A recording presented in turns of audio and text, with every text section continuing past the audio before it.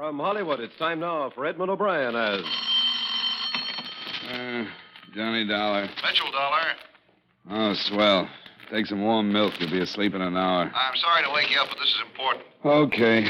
How fast can you get to New York? Pretty fast. If you let me get out of bed and slip on some clothes, I might make it in a couple of hours. Well, it's 5:30. You get to the New York office by the time it opens. Unless I get a 40-mile tailwind, you're going to be an awful liar. What's this all about? A double indemnity. A man named Farmer burned to death. He has a wife. She gets $100,000 unless... She likes fires. Okay. I'll get out of bed.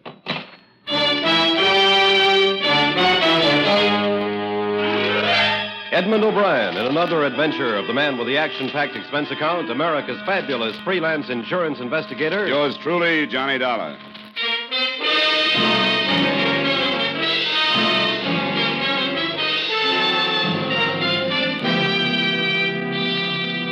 Expense account submitted by Special Investigator Johnny Dollar to Home Office, Great Eastern Life Insurance Company, Hartford, Connecticut.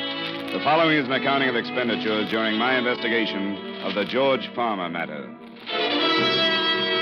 Expense account item 1, $5.80 for gas and a cup of coffee between Hartford and your New York office. Oh, come in, Mr. Dollar. Mr. Mitchell called me this morning, 5 o'clock, said you'd be here. He called me at 5:30. He must have been very sure you'd take the job. He's familiar with my bank account. Here are the briefs on the case. Mr. Farmer was on his vacation in the Catskills, a place called the Sportsman's Retreat. Uh-huh. This is the correct address on the wife? Yes. Oh, excuse me. Yes? Who? Oh, put him on. Yes, hello, Dr. Evans. Yes. Farmer? George Farmer? Yes, that's right. Our investigator's here now. All right, I'll have him come right over. Certainly. This is Dr. William Evans, one of our insurance doctors. He says he has some information on the Farmer case. Oh? He was the one that okayed Farmer for the policy. He's in the Equitable building. You better go on over. He says it's rather important.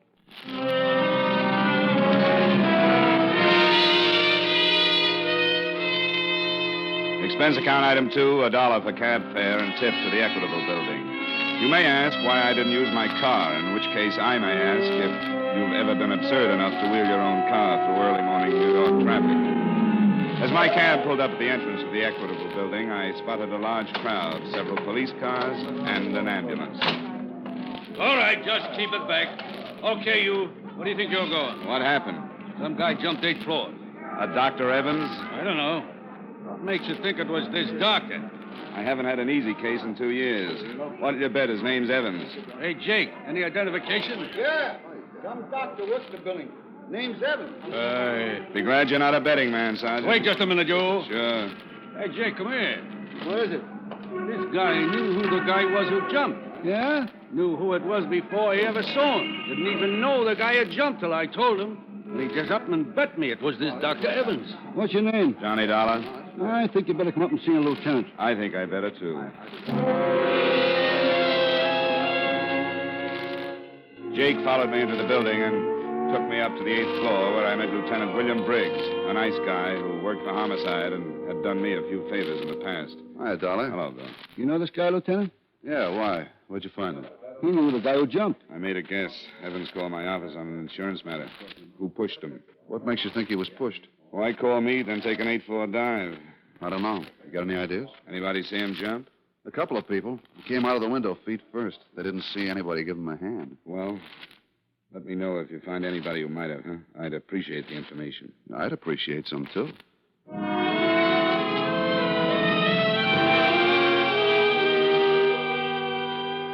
Expense account item 3, $1.50 for another cab to the home of Mrs. George Farmer. On the way over, I tried to put the first pieces together. A man named Farmer burned to death. A doctor named Evans had examined him and had some information. Evans winds up dead on the sidewalk. Answer, maybe Mrs. Farmer had it. Come in, Mr. Dollar. Thank you. It's going to be another hot day. I think everybody should have air conditioning, don't you? Definitely. Just make yourself comfortable.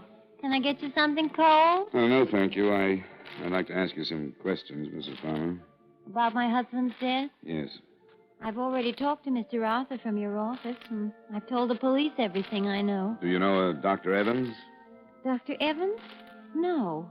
Oh, I don't know any Dr. Edmond. Your husband never mentioned him. No. What's he got to do with my husband? He examined him for his policy. Do you know who sold your husband his policy? I thought you were from the company. Late hunch. Thought you might save me the trouble of checking. No, I don't remember who sold him the policy. All right, Mrs. Farmer. Thank you very much. Is that all? Yes, Mrs. Farmer. That's all for now.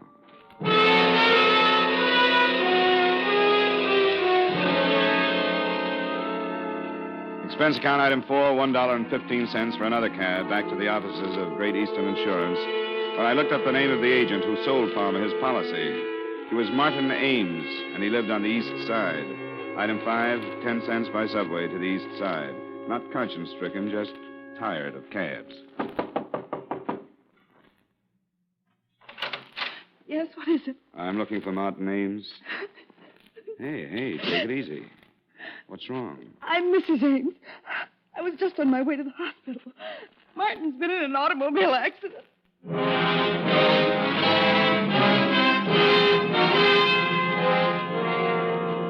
Expense account item 6, $8 for a cab. Fast and necessary. $3 for the necessary, $5 for the tip to make it fast. Nurse? Yes? I'm Mrs. Ames. I was told my husband... Oh, yes, Mrs. Ames, if you'll just have a seat. Who's in charge of the case? Dr. Gerson, I'll call him. But I want to see my husband. Can't I see him? You'll have to see Dr. Gerson first. But I want to know how serious it is. I should be with my husband if it's If serious. you'll just be patient for a moment, I'll get Dr. Tully. Come on, Mrs. Ames. Let's sit down over here. Come on. Now, just try and take it easy. Everything's going to be all right, believe me. Dr. Gerson, third floor reception. Dr. Gerson, third floor reception, please. Hello, darling. Oh, hello, Bill. Dr. Gerson, No, this is Lieutenant Briggs, Mrs. Ames. police officer. Just a friend. Nothing about my No, husband. Dr. Gerson's the man you want to see. Can I talk with you, darling? Yeah, sure. You'll excuse me, Mrs. Ames? Yes, of course. You'll be all right? I'll be all right. Okay, Lieutenant. This is far enough. About her husband? Yeah. Died 5 minutes ago. Accident? Hit and run. Before he died, he told us a car ran him off the road. He went down a 20-foot embankment and right into a cement retaining wall. Wall stopped him from going any further, but it broke his neck. Any lead on the other car? Lonely stretch of road. No one else saw it, and it happened too fast for Ames to see much. One of your company salesmen, wasn't he? Yeah. Oh, there's Dr. Gerson. I don't envy him.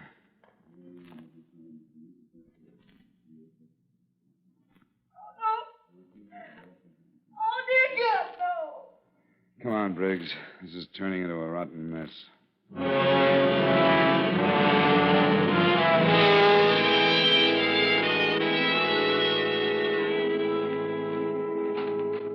Yes? Oh, Good afternoon, Mrs. Farmer. This is Lieutenant Briggs. more questions? Afraid so. Come in. Sit down. Thank you. Miss Farmer, 2 men have been killed today. Both of them knew your husband. What are you getting at, Lieutenant? I'm not sure. Where were you at the time of your husband's death? Right here. Right in this apartment. Why didn't you go with him to the Catskills? 'Cause I didn't feel like it this year. He's been going to Catskills every year for the past 15 years, and I was getting tired of it. Are you trying to imply that my husband's death was not an accident? We're just trying to find out why 2 men were killed. What have these 2 men got to do with my husband? Who are they? One was the doctor I mentioned this morning. I told you I never heard of him. The other was the insurance man who sold your husband his policy. I don't know anything about him. I never met him. Your husband started the fire by smoking in bed and then falling asleep. I guess so. How would I know? Was he in the habit of doing that? We've done it once or twice over a period of 15 years. Mr. Dollar, it seems to me your company is trying its best to get out of paying the money that's due to me. We're always allowed a certain time for an investigation. A representative from your company went up to the lodge and made an investigation. What more do you want? You were here in town at the time of your husband's death? Yes, and I can prove it. Now, if you have any further questions, I suggest you take them up with my attorney. I'm sick and tired of this whole thing. You've had absolutely no consideration for me. My husband is dead, and you persist in foolish, tiring questions. Now, please leave. I can't stand much more. All right, Mrs. Farmer. Don't bother showing us to the door. I'm entitled to that money, Mr. Dollar. I hope it won't be necessary to take legal action. Oh. Want to take a run up to Sportsman's Retreat, Lieutenant? Why? I'm just interested in knowing how Mrs. Farmer knew one of our investigators had already been up there.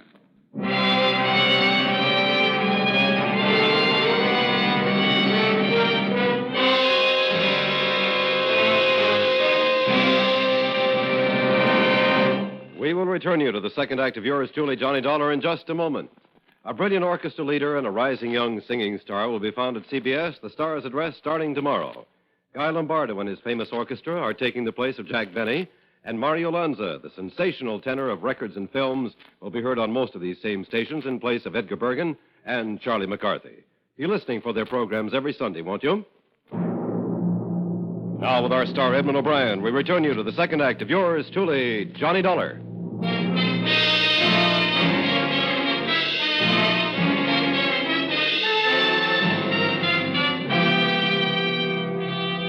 Briggs and I climbed into the squad car and started the long drive to the Catskills. Around 7 in the morning, we turned off the main highway and onto a dirt road. A sign reading Sportsman's Retreat 2 miles pointed the way, and 20 minutes later, we were pulling up in front of the main lodge. Oh, I got a stiff neck. Man coming out of the lodge. Well, morning. Good morning. Well, I suppose you could... Oh, police car, huh? Yeah, I'm Lieutenant Briggs. This is Mr. Dollar. Oh, Mr. Dwell. Howdy. You up here about Mr. Farmer's death? Yeah, unofficially. You run the place? Well, yes, I'm the foreman. My name's Pop Sloan. Everybody just calls me Pop. We thought we'd stay a while, Pop. Can you put us up? Why, sure. How long you figure on being around? Not long. Well, come on in. Come in. Breakfast was an hour ago. If you're hungry, I can have the cook rustle up some old any bacon and eggs. Anything. Oh, sounds good. Many people staying here, Pop? Oh, about 14. 14. The same crowd comes up every year. It's sort of a club, you might call it. How many years did George Farmer come up? Oh, about the last 15 years, I guess. Who owns the place? Well, Mr. Phillips, he ain't here now. He phoned and said he'd be in sometime this afternoon. Say, how come you fellas are interested in Mr. Farmer's death? We had the sheriff investigate. Some insurance fellow was up here for 3 days. You're a little late, ain't you? Well, there are a few things we haven't cleared up, Pop. Sure appreciate some help. Well, yeah, I'll give you all the help I can. I'll go get some breakfast for you, and then we can gab a while, eh? Pop went back to the kitchen, and we relaxed in a couple of big leather chairs in front of a large window that looked out on a row of cabins. Well, that last cabin must have been Farmer's. Yeah, nothing much left of it. Beautiful up here, isn't it, Johnny? Look at those trees with the sun shining through them. Lieutenant. Yeah? Your soul is showing.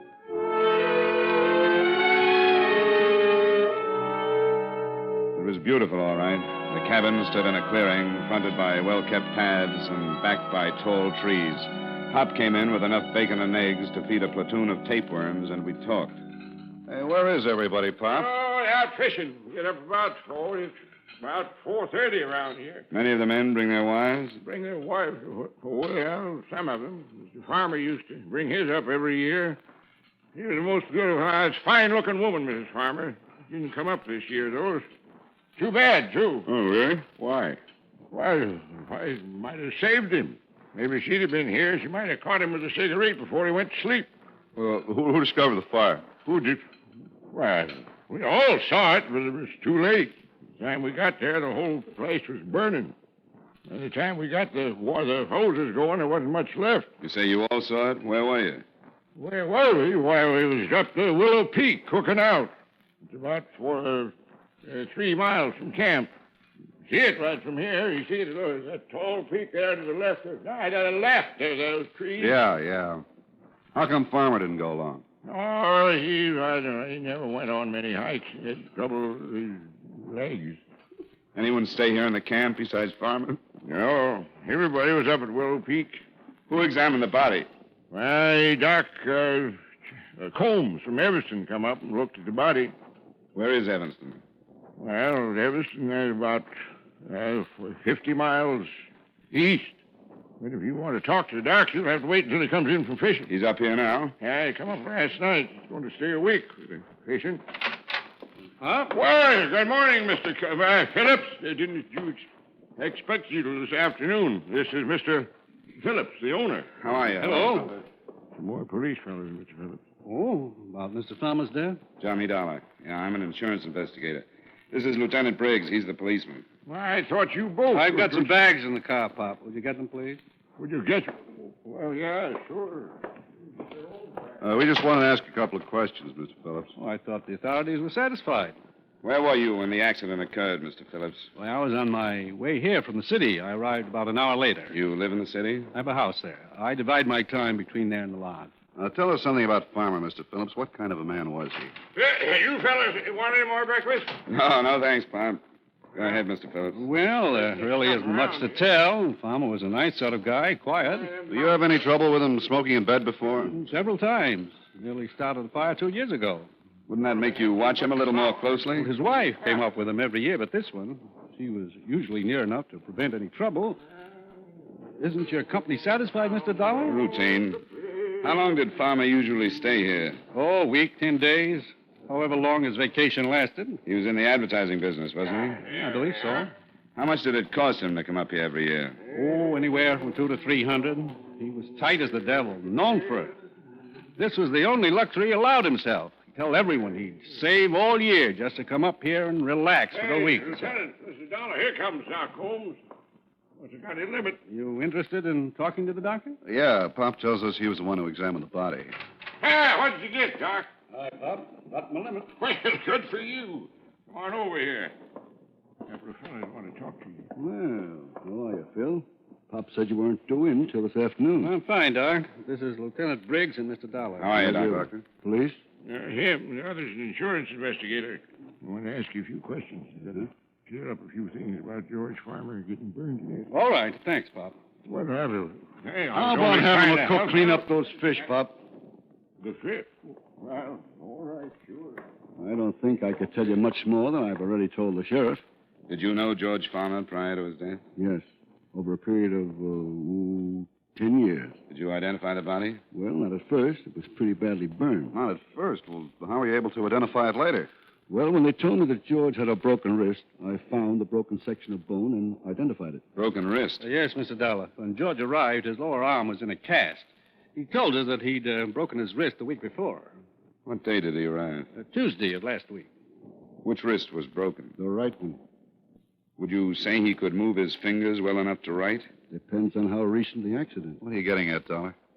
Do either of you know where Farmer had his wrist treated? No. Dollar, would you mind letting me know? Briggs, can you call the precinct, have a man check, and find out where Farmer had that wrist treated? Sure, but I don't see why... George Farmer had to sign that insurance policy, didn't he? Well, he could have done it with his left hand. Go find out when he broke that wrist. And I think I can show you that George Farmer was murdered. Murdered?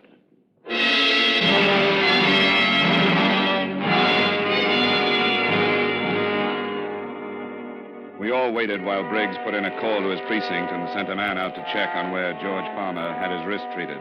Around noon, the call came in. George Farmer broke his wrist on the 26th of last month.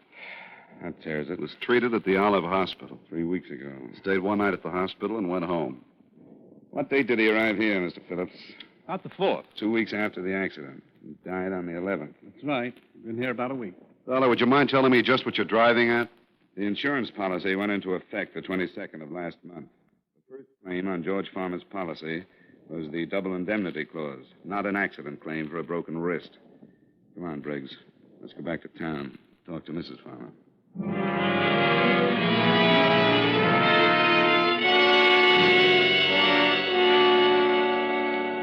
All right, what is it this time? We'd better talk about it inside. I promise you, Mr. Dollar, if you continue... We're coming in. Why? Well, all right. We think your husband was murdered. Murdered? That's ridiculous. We feel that you were an accomplice, Mrs. Farmer. Are you serious? Very. We just had the lab make a check on the insurance policy. The signature and the fingerprints were from the right hand. Of course they were. So your husband didn't have a broken wrist at the time? No, we did that sometime later. Would you swear it's his signature on the policy? Of course it's his signature. I went to the doctor with him. I thought you said you didn't know Dr. Evans. I don't. He was the insurance doctor. Well, I'd never seen him before or since. How could you expect me to remember Your him? husband didn't turn in a claim for his broken wrist?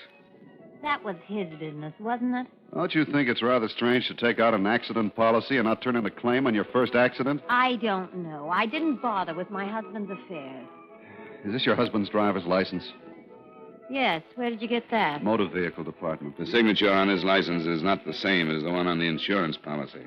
What do you mean? He means that the signature on the policy is a very clever forgery. Who forged it, Mrs. Farmer? I don't know what you're talking about. Who went to that doctor's office representing your husband? No one. Why in the world would anyone do that? Why would someone represent my husband? For a $100,000 insurance claim. That's awful. Get out of here. That's not true. I'll sue you for saying that. Your husband wouldn't take out a large policy on himself, so with someone's help, you took one out for him and planned his death. Who was in on it with you? Who killed your husband up at the lodge? Get out! Get out! It had to be someone at the lodge who knew what cabin he was in. No! The insurance salesman and the doctor were both killed because they could identify the man who took out the policy as not being your husband. No! Your husband was going to take this trip, so you planned his death and stayed home for an alibi. A man killed the doctor and the insurance agent. Someone strong enough to run a car off the road and lift an unconscious man out of a window feet first. Who killed them, Mrs. Farmer? I did. Phil! Good evening, Mr. Phillips. Why did you come out? Why didn't you stay in the other room? They'd have worn you down sooner or later. The car's in the back. Hurry up. You did some fast driving. Left the lodge right after you did. Go on, Lorna. All right. Stay right where you are, Mrs. Farmer. I don't think you're in any position to be giving orders, Lieutenant. Sure he is. We expected you. Told you where we were going, gave you enough time to get here. And what are you going to do about it? Take you. Phil! Forgetting my gun. You're forgetting ours. Think you can shoot both of us before we get them out? I can try. Then try. Phil, no! Get out of the way!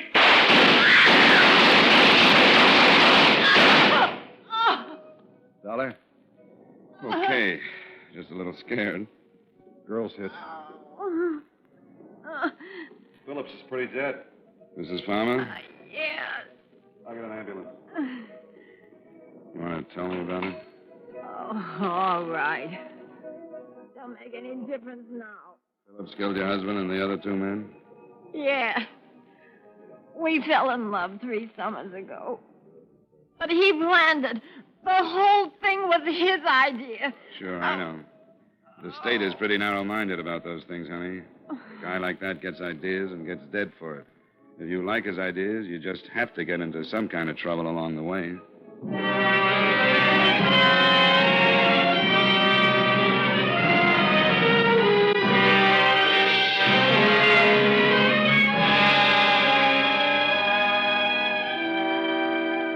Expense account item 6, $11. Dinner for 2. The good Lieutenant Briggs deserved all the stroganoff he ate. Item 7, $5.10 for gas back to Hartford. Expense account total, $33.65. Remarks? Mrs. Farmer will probably get second degree for complicity. Great Eastern can cancel payment in accordance with the specifications set forth in said policy. Additional item, 12 hours good solid sleep for yours truly, Johnny Dollar.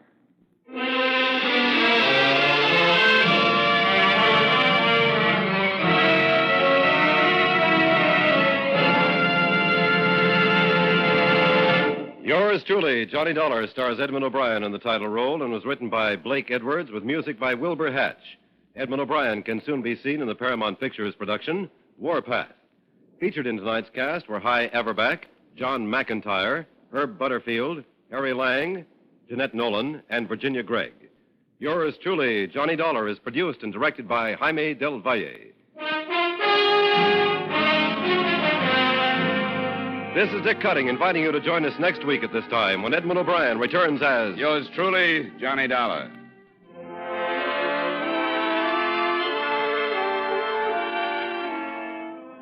It's the case of the uninvited guest that'll bring you true police adventures on Gangbusters this evening. Your narrator will be San Francisco's police chief. Gangbusters is heard every Saturday on most of these same CBS stations. Stay tuned now for 5 minutes of the latest news, which follows immediately over most of these same CBS stations.